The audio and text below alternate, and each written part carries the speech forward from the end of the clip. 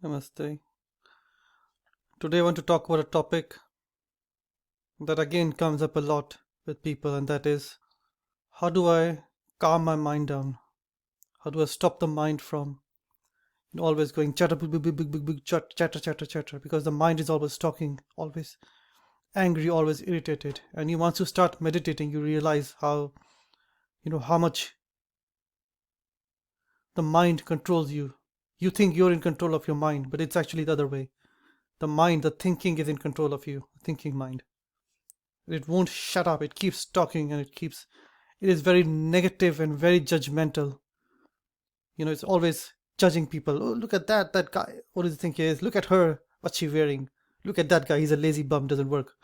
My boss is an asshole. The people who work under me are assholes. Everyone's in it. And it always judges people. And once you start meditating, you realize how harmful this is and how it's making you angry and depressed. And many people ask, how do I stop this? How do I control this? I don't want this. And the stock answer is sit and meditate. But like I said before, meditation brings the power of awareness, and these problems become bigger and stronger because suddenly, all the shit that you have been suppressing, the power of consciousness puts a laser focus on it, and you can see all your problems. And many people face these problems and say, "What do I do now? How do I calm this mind down?" Okay, they're sold by meditation. They say, "Yep, I believe I accept the premise. I have a problem. My mind is out of control. It's like a monkey. It's a monkey mind, always talking, always chat, chat, chat, chat, chat, and always judgmental and negative. How do I stop it?" And I sit to meditate, but nothing happens. And it's very painful. And it hurts a lot because you got this problem. It's like, somebody shot you in the stomach and you're bleeding and you're in pain. And you try medicine but nothing works. And you're in your extreme pain and you're bleeding to death. The mind is like that. Once you start meditating, you realize how much pain you have, how much spiritual and emotional pain you have, and slowly killing you. And that's why people get addicted to alcohol or sex or pornography or social media or games, whatever, so they can avoid this pain that's slowly killing them. Slowly, it's like grinding your bones. That's how it feels. If it doesn't feel like that, trust me, it will. Just try meditating a little bit more. So this pain has always been there. It's only when you start meditating does it come up to the surface and you realize, oh shit, man, where does this come from? And then people ask, what do I do? Okay, I know the problem. What do I do? And part of the problem is that there is nothing we can do. It's a hard fact, but the higher awareness that arises from meditation, this higher awareness shows us where the problems are, and it knows what to do, and it knows how to treat them, the problems. And all that we, as the thinking mind, as the ego, can do is trust that the higher process knows what it's doing. So I didn't understand this at all. I was really angry. I was like, I'm meditating. Why don't you fix my problems? God damn it. I spent 2 hours meditating. I've been doing it for 5 years. What the hell is your problem, man?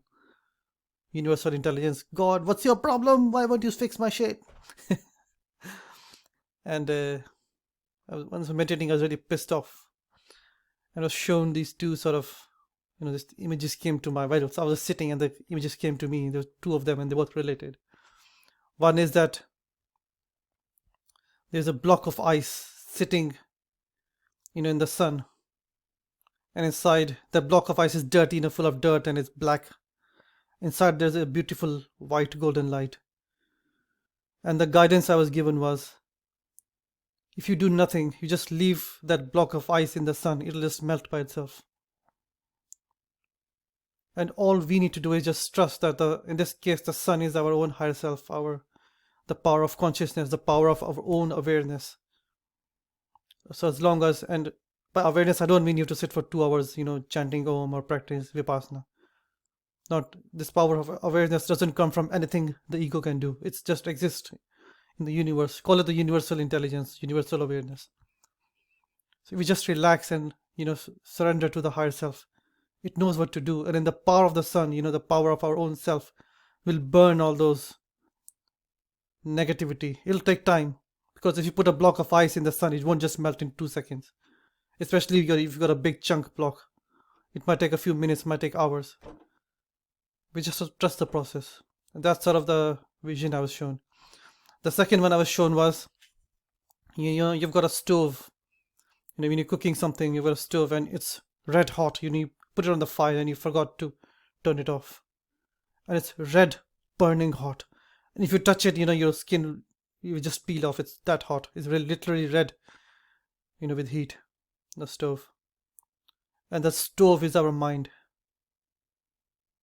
And the heat is all the negativity we put in, all the hate, all the self-loathing, all the judgment and the attack and the hate.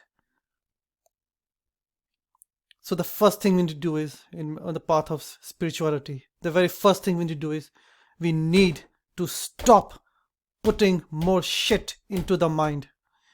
Yeah, we need to stop the hate, stop the constant judgment, the constant negativity. And it's hard, I'll tell you, but it's doable.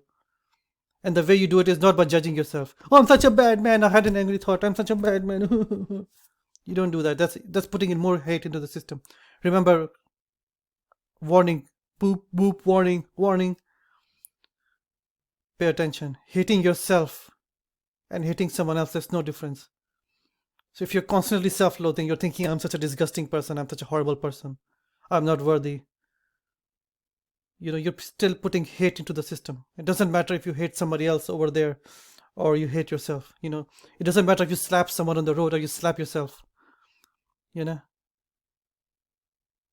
still attacking the divine in yourself if you attack somebody else or yourself. There's no difference. And many spiritual types, they practice kindness and love, but they're full of self-loathing. And the self-loathing usually does come out in the form of disease or problems in the outer world. You cannot hide it. So the first step is to stop with the self-hate and the self-loathing. And you cannot directly do it. You cannot do it by judgment. You have to do it by practicing love and compassion for yourself to start with. You don't need to forgive the whole world. You don't need to forgive your ex-wife or your ex-husband or your parents if you don't want to.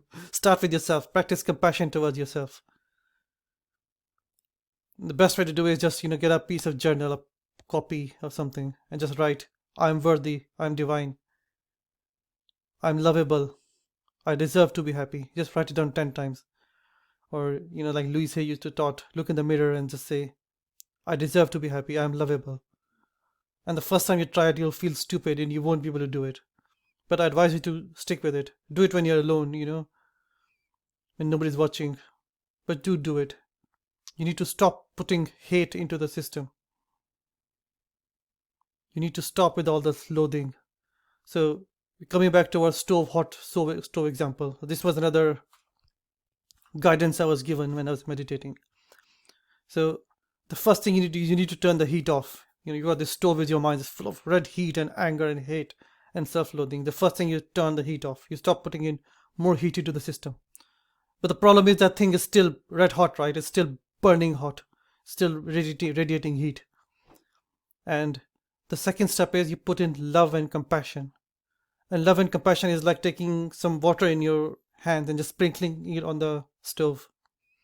I mean, if you leave the stove by itself, it'll cool down by itself, right? That's the default behavior. If you stop putting in heat, the stove will automatically cool down. That's the natural law. Like with the previous example I gave, this block of ice in the sun, it'll naturally melt. In the same way, the stove will naturally cool down. If you want to speed up the process, you can pour some water on the hot stove, and that'll help it cool down. And that water that we pour is the love and compassion for ourselves. And this means accepting your humanness. Accepting your humanness is a part of love and compassion. Accepting that sometimes you'll feel angry, sometimes you'll feel hateful. And that is okay, because we are human after all. Every time you judge yourself, you say, oh, I'm such a selfish person. Or, I'm so fat, nobody will love me. You're putting hate into the system, man. Why are you doing that? Seriously, stop. Stop with this crap, okay? Stop now. You need to replace that feelings of hate with love and compassion. And that's why I said in a previous video, sitting meditation, while it's useful, it's just one of the tools. And it's not even the best tool. I'm sorry, meditation is not one of the best tools. It's number 10 or 20 or something like that. The number one tool, if you want to be, peaceful and joyful, is compassion and love. And not trying to save the world, because that's our ego, right? Ego wants to save the world. Oh, I want to save the world. I want to save the environment. I want to save the children starving in Africa. Oh, I'm so good. Look at me. I'm such a nice person. That's the ego that wants to save the world and, help others. The best way to help others is to help yourself first. To be in a state, where you're calm and forgiving and kind towards yourself, and that your love radiates through you and it affects other people. That's the best way to help others. That's the best way to show them. That's the best way to change the world. First, change yourself first. Don't try to change the world before, you have done your own inner work. So that's the way to do it. You've got this hot stove. The first thing is to accept that it's hot, that the stove is your mind. It's burning hot with anger and hate and disgust and self-loathing. First thing you do is you stop putting in more heat in. And you let it naturally cool down. And it will cool down because that is the law. Our natural state is one of joy and peace and, happiness and love. And if you're not feeling joy, peace, love, something has gone wrong. So we need to stop putting hate into the system and let, the natural system rearrange itself. It knows how to heal itself. Like our body knows how to heal itself. Our mind also knows how to heal itself. But we need to give it time. We need to have patience with it. We need to have love and compassion for ourselves. We need to give it time. We need to say, okay, buddy, I will work with you no matter how long it takes. This is the hard because we want enlightenment now. But you can't have it now. You spend 20, 30, 40 years putting shit into it. You just won't go overnight. It won't take 20, 30, 40 years, but come on, man, give it some time. Give it a few months, a few years. The body knows how to heal itself. The mind knows how to heal itself. We need to relax and let it work. That's the important thing, being joyful and peaceful. If meditation is not working for you, every time you sit down to meditate, you should feel happy and joyful. If you're feeling angry, don't do it. Don't force yourself to sit down. Go for a walk in nature. Practice loving compassion. Just, like I said, write on a piece of paper, I'm loving, I'm worthy. Sit in the mirror. Practice loving compassion is more important than, Zen or Advaita or raising a Kundalini or any other crap that, the New Age types keep telling you, or the Eastern types keep telling you. That's the real secret, that most people don't have the courage to accept that the path to joy and peace is so simple. It's so damn simple. And because it's so simple, people think it won't work. Well, what do you mean just sitting on my arse and it'll happen automatically? I need to do something. We're trained that we have to do something. You have to do something. You have to work hard 90 hours a week if you want to be rich. You have to get out there and push yourself. Yeah. And this idiotic of advice, which doesn't work in the material world either, has been pushed to the spiritual world, and you want to do something, do something. And it's very hard for people to accept that they need to do nothing. You just have to relax. And you continue meditating, but do it with love and compassion. And accept your humanness. That sometimes you'll fail, that's fine. And if you have love and compassion for yourself, one day, that block of ice will melt and your beautiful heart, your inner self will shine through. The stove will cool down. All the anger and hate will be gone. There'll be nothing there. There'll be nothing. Just emptiness, which is a state of joy and peace and calmness. And that is your birthright, and you will have it. Just trust the process, man. Just trust it. Like I said before, this shit works. Just stick with it, but stick with it with love and compassion, not with hate. Okay, thank you very much. Thank you for listening. I'm grateful you listened to me today. Thank you.